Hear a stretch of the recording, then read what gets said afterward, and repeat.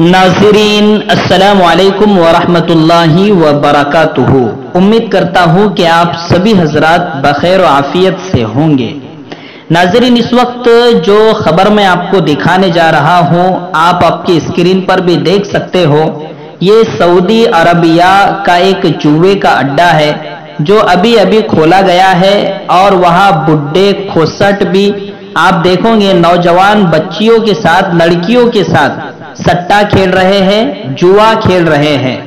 ये हालात देखिए दुनिया में क्या है। फलस्तीनी किस उम्मीद से मुस्लिम उम्मा को देख रहे हैं और भी जो मजलूम तबकात है वो किस उम्मीद से देखते हैं सऊदी अरबिया की तरफ। और आप इन तस्वीर को देखकर अंदाजा लगा सकते हो कि सऊदी अरबिया किस सिमत गामजन है, किस सिमत जा रहा है।